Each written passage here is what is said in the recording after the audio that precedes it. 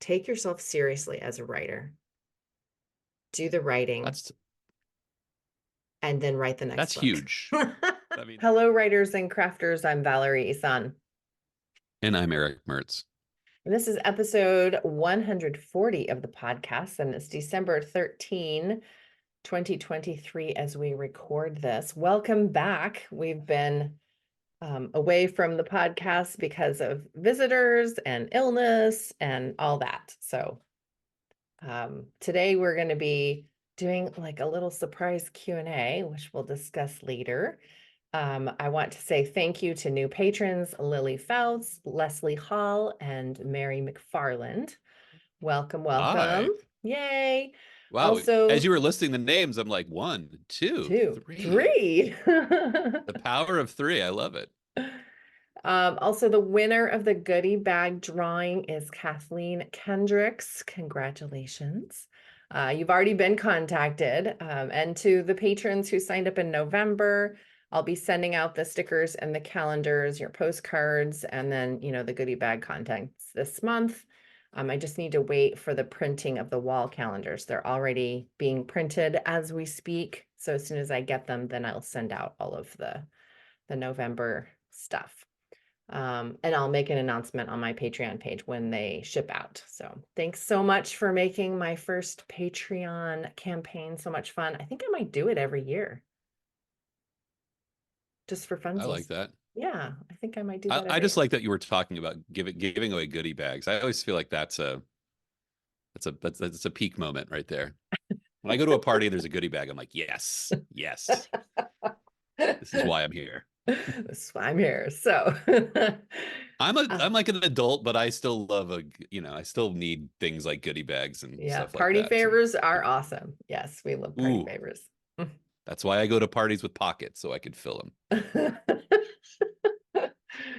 Okay, so head on over to patreon.com/Valerie Isan for books, writing instruction, coaching, and planning, and go to patreon.com/Strange Air Stories for short stories in the paranormal mystery genre, as well as inspiration videos. Those are fun. Now, there's two stories that are going to be coming out before the end of the year. Okay, nice. There's going to be two more. Very cool. I don't know if how exciting that announcement is. Like I I pulled think it's two out of cool. I pulled two out of my idea book and decided like, all right, I'm going to work on these. I really like them, and so yeah. Idea book. If Didn't you we decide one year that it was the idea coffin? this is getting yeah, I think we did Wasn't actually. there like Uh, the I, box you have it in or the container you have it in looks like a coffin or something like that? yes, yes, that's true. I The forgot idea about that. coffin. Yeah.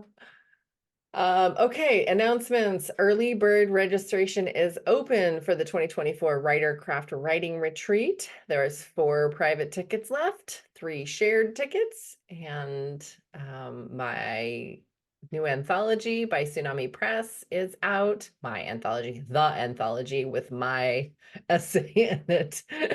You can order And you that. read all the stories in the anthology. Are you happy to I be? did. I'm Would happy to you? be a part of that. Absolutely. That's so cool. I like that. So you can go to, if you're local, you can go to Tsunami Books. It'll be there. And if you are not local and you want one, you could still order from that bookstore, and they do free shipping in the US. So tsunamibooks.org is where you can find that. Season of the Good deal. Shadow is up now, ready to It's go. out. It's out. And listen, people, as of the recording of this, I haven't changed the price yet. I keep forgetting I'm supposed to put it back to the list price. I had it at a pre-release price. It's $1. I haven't put it back to where it was supposed to be yet. I keep forgetting. Um, So take so take advantage. advantage of use that. It's good. Like a bunch of people have been really positive with me about it. Like, yeah, there's just been some really cool fan interaction. Mhm. There's a small but hearty group of people that are like, I want to be permanent members of your ARC team, and if you ever need beta readers, I'm here. Like, it's been a really interesting. Um, it's been really interesting. It's always the little outpourings of support are so heartening. So Awesome. I like That's it. sweet. I Yeah. love it. Yes, yes. And I want to say like a big shout out to Carolyn, who's on my mailing list, who went through and any of the last minute glitches, she went read the book, went through it, sent me an enormous document. I think there were things where I went through with Pro Writing Aid and I might have made a correction, but like something got, I don't know, sometimes Pro Writing Aid will like recommend the correction, you make it, and then it doesn't exactly pull over into the new document the right way. I've Mm-hmm. noticed that a few times. Like it'll put two words together. She found every one of them. Like Nice. you sent me this huge without even asking. You sent me this huge document. You probably want to take care of these before you start running ads. I was like, oh my gosh, you're a saint. So Yay for Carolyn, Carolyn. Carolyn, you're the greatest. I've told her she's getting a free book and everything Nice. else, and she's like, oh, it's my pleasure. Can I do this all the time for you? I'm like, yes, you can Yes, you always do this can. for me. You are the best. You can always be my favorite. How's that? There That's is still a awesome. room in the seat for permanent favorite, Carolyn. You're there. So So updates. I am finishing up my life coaching training. I have about 2 weeks left. So that's exciting. I'm turning in my assessment today. So then mm. yeah, in the next couple of weeks I will be an accredited life coach.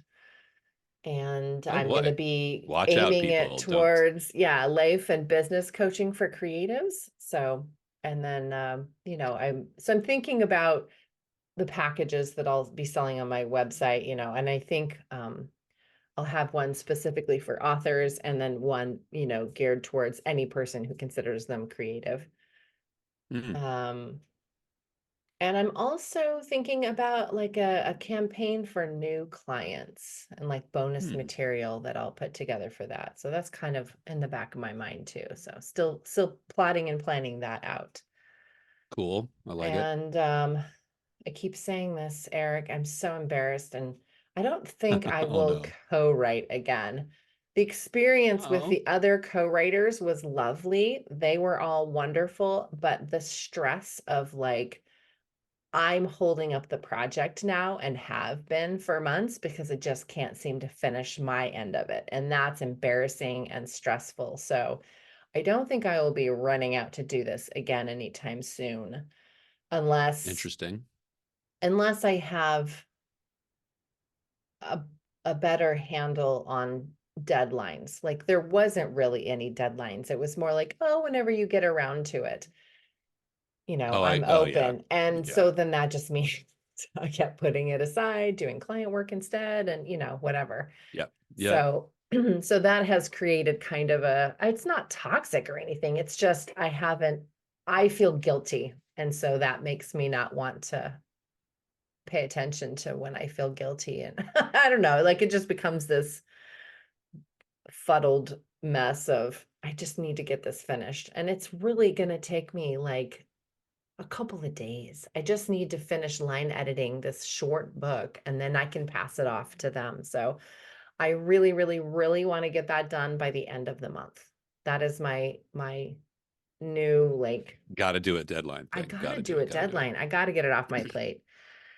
I am I've I've tried co-authoring, and I think the key is like one, two, three. Where is this in your priority list? I think you have to do that with anybody because if it's your fifth thing and it's their fourth, I mean, I don't know. It just feels like there's always a disparity between where this falls mm-hmm, for people, and I think that I'm not judging anybody who would say like it's their number one or number five priority. mm-hmm. Um, it's You just just if have to it's be on not the the same same as page. Yeah. right, if it's not the same as mine, then it's going to be a challenge. Now that said, I think this is the shiny thing I would always pursue because I have seen people I have seen the results of good collaborations, strong collaborations, and I get envious because when those Yeah. people collaborate, the co-marketing machine, the sort of co post writing stuff is Mm-hmm. so, and I just, I want to be a part of that machine. Yeah. Um, so yeah, I guess I'm always going to go down this road. But this isn't an announcement, but I'm announcing that like I have a friend we're we're going to publish an anthology this year. And we're hoping to do it every year or Okay. maybe even more. Um, but that was one of our early conversations was like, where does this fall for you? Mm-hmm. And we've kept that as part of our conversation as things have gone. I mean, it's taken a really long time to get it off the ground, but we've had that like, all right, well, this anthology is going to be number one for me for a while. So this anthology can't be number one for me. So I'm optimistic that because we've communicated like that, but yeah, it's Yeah, I tough. like that. I think that's a good idea. So I guess I will amend it to I'm still open to co-writing projects with people because like you, it just sounds like it could be a cool thing, you know? It could be a rad thing to be a part of. And yet I think, we didn't really have that priority Right. conversation. And so I feel like I know I'm holding up the project. So that But feels that's okay. uncomfortable I to mean, me. I think I think learning to work with people is something you can, I don't think it's a lesson you never fully learn. You're always learning. And I think Mm, once you think you've learned it, you've ceased growing in it. So you have hmm. to be, yeah. So everyone is different, I guess. Every project, Every project, yeah. Because it's a whole every new collaboration. relationship. Yeah, yeah, yeah. Yeah. What about you? What's your author update? Well, December's been a really, so boy, it's been a while since we've talked about it. So I wrote a couple of just I wrote a nano draft. I wrote a sort of drafty draft before that, and I've spent most of December drafting book three in an as of yet unnamed series. Um, Book three of a I've new kind of series that you have not kind even. of When did you kind write of book like I one and wrote my nano. two? I wrote nano. That was like I wrote it and I so here's the thing, like in that coffin of ideas, like I've got all sorts of mythologies that I'm just Mm-hmm. like, oh, wouldn't it be cool? Wouldn't it be cool? And when I started the Nano project, I was like, I just grabbed some like something I've noodled on, and I just sort of used that as like a baseline mythology in the story. And then I was like, well, I've always this kind of connects to this. And so that draft that I wrote in October, I could write like when I rewrite that, I could that mythology fits in there. And then I had this other story idea that I really liked. And I thought, well, that fits that mythology too. And now I'm like, oh, I've got three books in a 3 books that could go together in a series that work together really well. Um, That's amazing. Do the two series link somehow? No? Geographically, like it's Okay. Pacific Northwest still, um, but no. And I actually these books will have a different. Each story will have a different protagonist, Okay. linked together by sort of a bigger mythological structure Mm-hmm. that and if I if I did it the right way, they could all come together. All those characters, the different protagonists, could come together in something else. Okay. Um, this is what happens when you open the coffin. And there was a lot of when I moved into this house. Well, by a product of moving was that I just had boxes and boxes that had been sitting in places for years, and so I actually made some decisions before leaving. Like I threw out probably 2/3 of the just scrap Mm, paper ideas that I had. And I thought, I'm 47 years old. I'm not going to write everything that's in this box. So I mm-hmm. made some decisions about like, this is stuff that I liked. So it's all been really fresh in my head this fall. Like I recalled a lot of the story ideas that I got started and never really did anything with. So I don't know. I'm going to finish a draft in probably mid-January for a story. Um, and we'll see what happens. Right now, like I'm really more focusing on things like I'm getting the print version of season done. I'm for the first time in my newsletter running life, I'm putting together a tight hygiene sequence so I can really sharpen that newsletter up. And I'm just finishing up some things around my desk while I'm putting together this story idea. So it's been doing covers. Like I've got so many covers that are in the process that I've already bought the covers for the new books. So I have to finish. I have to do the series. I already bought three. That's I already bought three awesome. covers. I bought 3 covers. So I'm like, okay, I've got to do this. So I love my main character. I love, you know, August Melville's my guy, but he's a little bit um he can be a little bit like me from time to time. And it's been fun to step into some characters that are nothing like me. And Mm-hmm. I can just like fantasize about what it's like to be this person or that person and kind of live vicariously. And Mm-hmm. I've missed that as an author. So Mm.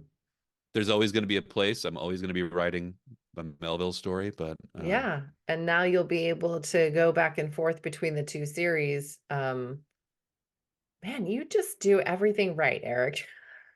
oh, You've stop. got Well, 4 books in the Canyon County series. You've got a place to do these like random short stories on your Patreon page. And now you've got a whole other story, and that's already 3 books in before you even publish any of them. And now you're set up to go back and forth. And because you've got 3, well, 4 if you count the prequel, because you've got right. 3 books in one series, or 4, and you'll have 3 books in this other series, like that is the industry standard anyway. That's kind of the base before you jump around from series to series when you're writing. That's what Yeah. I've heard anyway. So now you've set yourself up to write whatever you want, whenever you want. I That's I pretty think fucking that amazing. Ooh, I said the F-bomb. I'll have to like make well, this I'm a gonna have to put a little E on this one. That's been the look, yeah, I thank you. I I'm think so jealous. it's a little maddening, to be honest. Like, I mean, I think part of the reason I grabbed like, so the mythology that I chose for this, I just wrote 2 drafts and needed something to orient them, and I luckily had that. But I think the benefit of having, I've the benefit of having these 2 particular series together is that it will help me. There are some sort of like potentially overlapping ideas in the supernatural, paranormal, light horror element that I'm using. Hmm. Um, there's slight overlap, and I think what this will do is allow me to define 2 clearly different mythologies, so that like I fear that what happens when you write an expansive series, looking at you, Jim Butcher, with the Dresden Files, is that it becomes about everything. It becomes Mm. like this anthology series about, hey, let's throw a UFO in there. Hey, let's throw a werewolf in there. Like, I think by doing these 2 things, it will allow me to play with different toys Hmm. and not have those in different rooms, which is kind Yeah. of what they need to be distinct. Hmm. And um, yeah, so I guess, yes, I'm excited. The covers are great. Are you still using the same cover designer? I decided to, I just started shopping. I've been Hmm. spending a lot of the time on the phone in my author business life and doing a lot of interviews. So I have a lot of time sitting at my desk on Zoom. So Hmm. I do spend some of that time looking at pre-made covers, and Hmm. actually found a cover designer on in this pre-made cover like page Hmm. that did these amazing covers. They were like they're like the cover of like mystery metal albums, and they had just like this gritty, like, it was Uh-huh. just perfect. And I looked at their series of covers and I thought, oh, these are, check, check, check, check. Yeah, it Like, just buying all of these. that's These are awesome. terrific. So yeah, it all comes together. Very It all cool. comes together. What are you reading right now? Well, as we discussed before pressing record, I stayed up a little late with a book called Widowmaker, by Paul Dworin. He writes a series of mysteries. Um, Paul Bowditch is his character. Um, he's a main game warden. So it's instead of a cop or a detective or something, he's a game warden, which gives the series, I think, a little bit of um, a little unique edge. And he's also, Maine is such a weird state when you actually write stories about Maine instead of writing Stephen King stories. It's a really weird nuance. So this guy really gets into some deep geography. So it's a I mean, it's a pretty good series. I think this is book 7. I've read 7 of them, up 6 of them up to this point. My mom always grabs them from the bookstore and like they're on her shelf at home, so I'll just like, pick them off. But yeah, I've been in graphic novel land. I was just reading like The Last Ronin, the most recent Teenage Mutant Ninja Turtles graphic novel, and it was really great. It's going to be my favorite graphic novel of the year. What is that one called? The It's called The Teenage Last Mutant. Ronin. No, the Teenage Teenage Mutant Mutant Ninja Turtle. Teenage Mutant Ninja Turtles. Yeah, this is like the sort of grown-up version of that old comic book thing. It's The Last really, Ronin? really The Last Ronin is the newest Teenage Mutant Ninja Turtles Oh, okay, it, okay. Sorry. iteration. I Yeah, thought that sorry, I was two wasn't different clear there. books. No, The Last Ronin is the newest Teenage Mutant Ninja Turtles, and it's like Teenage Mutant Ninja Turtles grown up. Um, I don't know. This is what I do. I go to the library and then I see graphic novels and I'm like, I don't know anything about the Teenage Mutant Ninja Turtles. I'm gonna go learn. And then you know, years later and 20 books later, I'm like so steeped in this stuff that even my 9-year-old's like, Dad, I don't like that. It's kind of silly. What what are you reading? I well, I finished Woman in Cabin 10. I finished Starling House. Wait, how did you feel about the ending of in Cabin 10?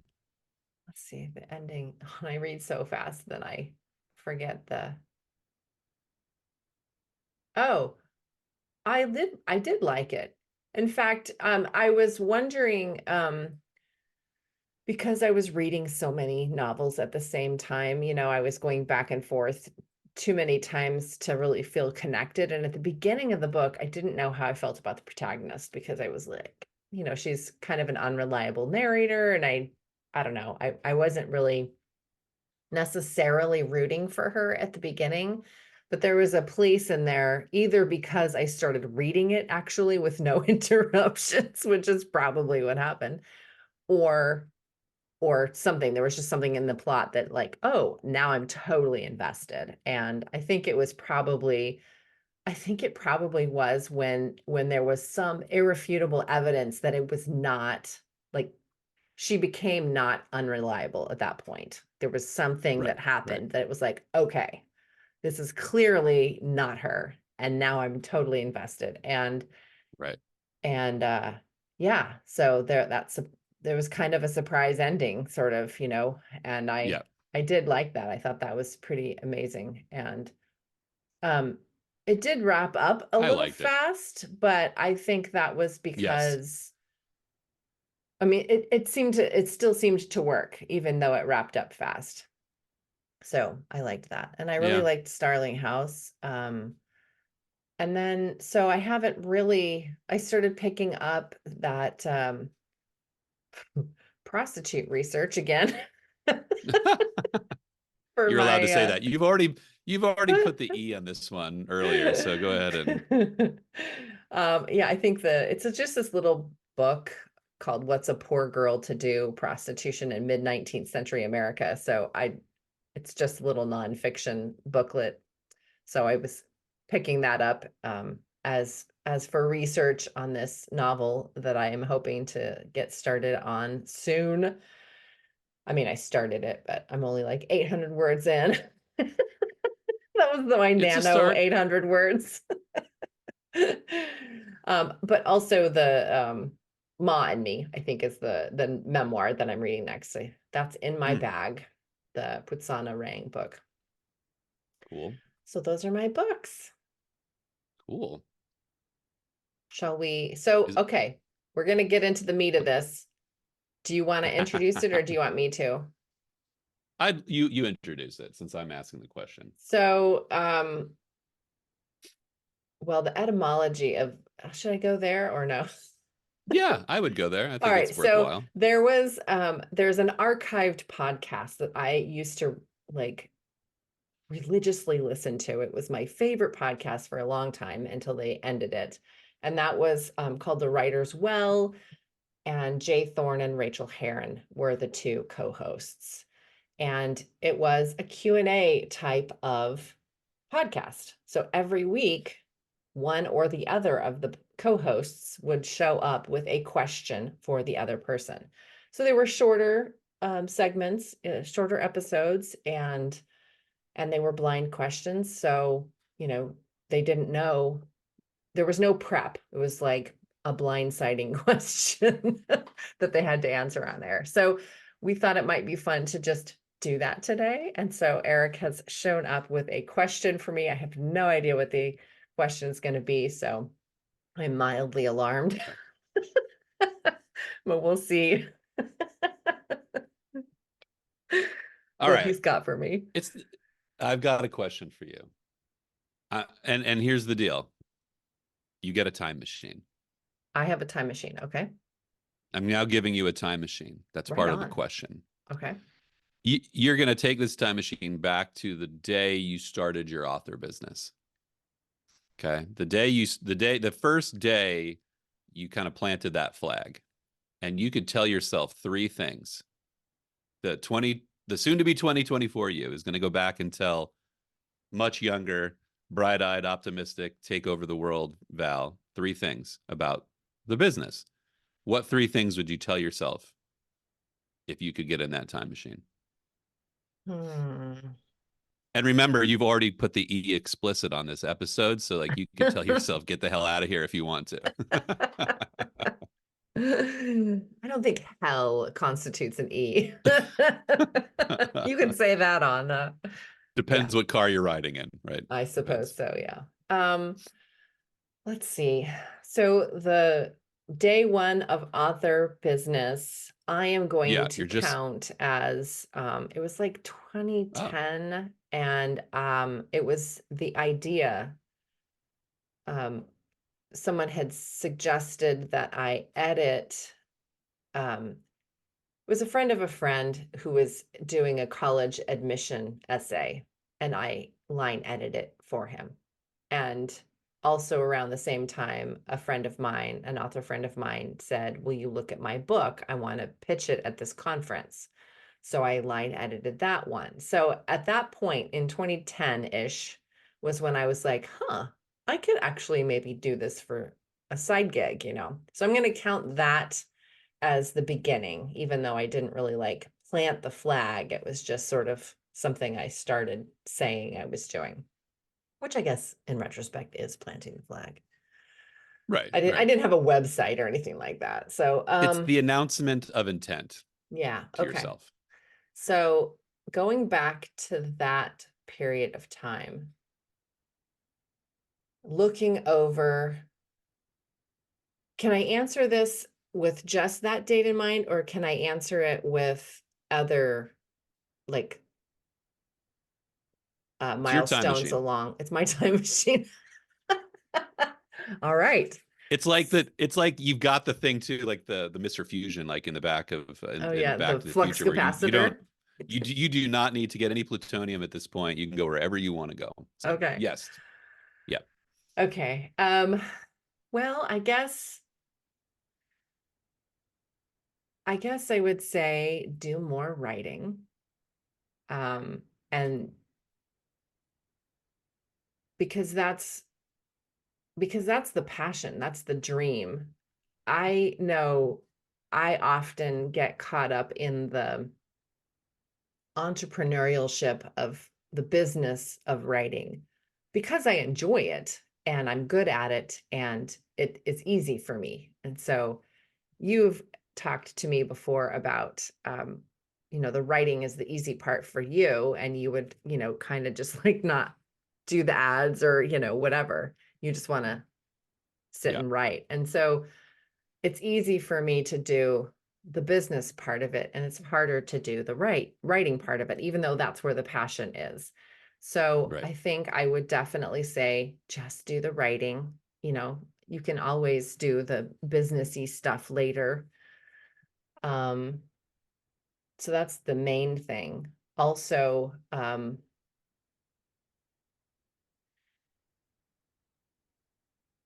I also know that I get stuck in the loop of learning, so I research to know how to do something instead of the writing. So I well, instead of doing the thing that I'm learning. So I'd go Right. to all these conferences and I'd take all these notes and I wouldn't implement them. And then I would take a course and I would take all these notes and I wouldn't implement them. I would buy all these self-help books and take notes and then not do the exercises. You know what I mean? Right. Yep. It's That's a very big familiar. pattern for me. So doing the thing, learning learning in public, it's okay to do it in public and do the writing. I think those are two. What's the third? Everybody, if you're not watching, Valerie is thinking. Yeah, I'll She's probably edit she's this getting out. some she's getting some food scraps from the kitchen and putting them in Mr. Fusion so she can get back into the time machine and travel elsewhere into another point in time.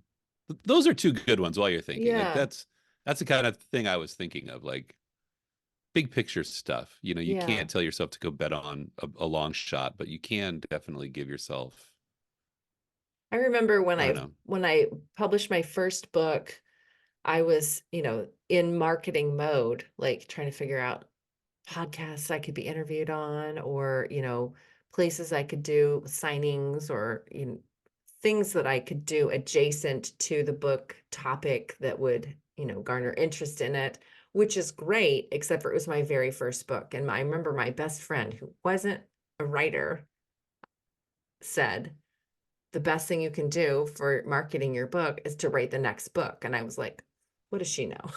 That's that's Gary. That's Gary's advice always. So On to the yeah, next years one. later, I was like, you're right. I should have done that. Yes, like this. So just keep writing, I guess. Yeah, Yeah, I think that's the biggest thing. interesting. I hope that wasn't a boring answer. No, no, I think those are very I think it speaks to, I mean, I can hear the echoes of those, concerns now. I mean, these are things we talk about in private and in public about Hmm. we always talk about the doing the hard, how do you balance doing the stuff you're good at versus the stuff that you struggle with, or where do you orient your time and energy? These are all very familiar topics. So yeah, I interesting. think the Okay. other Time thing I would machine. say, with that time machine, it's kind of adjacent to the do more writing, but the boundaries, like, Oh yeah. and boundaries for me are a little more permeable than I want them to be, because I don't want to I don't want to hurt anybody else. Like, if it would get in the Ooh, way or anybody else? make That sounds like you've got a pattern here. Like, who have you hurt before? I meant, like, like as a mom, I didn't Right. feel Right. I like know I what you mean. wanted to prioritize my writing over my kids' happiness or something like that. Or, Right. Right. Right. I want to spend time with my husband, or I could go into my room and write, like, so I always felt like they were the priority, and that's great. I can make that decision, and I did, but I also, I think, did it to my detriment. I wish that I would have stated clear boundaries and not been, like, ashamed or guilty for having them. And then that would have carved out the time for the writing, but also I would have given myself permission to take myself seriously as a writer. So I guess that is my number 3 time machine piece of advice. Take yourself seriously as a writer, do the writing, That's and then write the that's next book. huge. I mean, that's huge, right? I mean, taking yourself seriously as a writer, it's like not something the world really, I don't know. I think the most common thing we see of the writers is this idea of self-doubt and questioning. And, so I think taking yourself seriously would be a Not to the huge thing to get detriment ahead of, like, of. fun, like, have fun with your writing. Like, it Oh, of doesn't course. have, Yeah. yeah, But you don't have imposter syndrome. Like you shouldn't feel like you don't belong here. I, correct. Yeah, yeah. I belong. This is where I'm supposed to be. Yeah. I'm a Love writer. it. All right. Good. Doc Brown gets his time machine back. Einstein the dog hops in the back seat, and we've now Einstein. I closed the liked episode. Einstein. Yeah. Look, here's the thing. There's perfect movies out there, and then there's Back to the Future, which to me Right? is like transcends perfect movie, like What definition of perfect about movie. So what about 2 and 3? What are your thoughts on I, that? we've already put the E on this one, right? Yeah. I think they're fucking brilliant. I love number two. Number like I this just this morning, my kid and I were talking, and I'm like, there's only three number two movies in a trilogy that are as good as the first one, and that's The Lord of the Rings, Empire Strikes Back, and Back to the Future 2. And people don't like Back to the Future 2 because Crispin Glover's not in it. I love Crispin Glover. You don't need to be in the movie. You just the last scene of that movie is one of the great scenes in film for me. And if you don't remember it, it's the one where Marty's standing there. He doesn't know what to do. And that car pulls up. And the guy says, I've had this letter since 1885. It's from a Doc Brown. And, you need, like, nobody believed you'd be here, but here you are. And Yeah. I get chills just thinking about I it. Like, have I just chills got right chills now thinking about it. thinking of it. It's That's it's the funny. best scene in movies ever. My hair is standing up on my arms. I got the goose flesh because I think as a kid, like when I wanted to be a writer, like I think I probably, if I went back and looked at my true juvenilia, like the stuff that's just deep in that Hmm. only my mom has and is allowed to see, I think there was so many time machine stories. I think it's just such a fundamental, like as a writer, I think that's the one thing you get to play with time because you're telling a story and Hmm. you can speed it up and slow it down.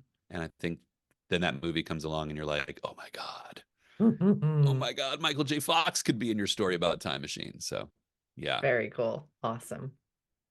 yeah. Well, I love it. I thanks. love what you did with your time machine. Thanks. I love it.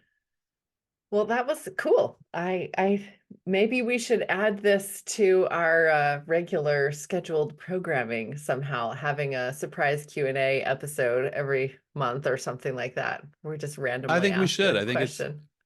I, I It think it's was interesting. alarming, Yeah. but also kind of fun, I mean, it was fun. I liked it. Good. I'm glad. I'll have to edit out the long pauses though. That's fine. Yeah. No dead air.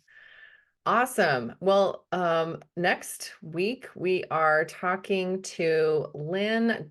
I hope I don't butcher the name. Glodner, Lynn Glodner on mining your life for story. So that's a really interesting topic and one as a memoirist, I think about quite a bit. So I Yeah. can't wait to talk with Lynn about that and have a conversation. Absolutely. Well, awesome. Thanks for talking with me this week, and I will Absolutely. talk to you later. Bye for now. Talk to you soon. Bye bye.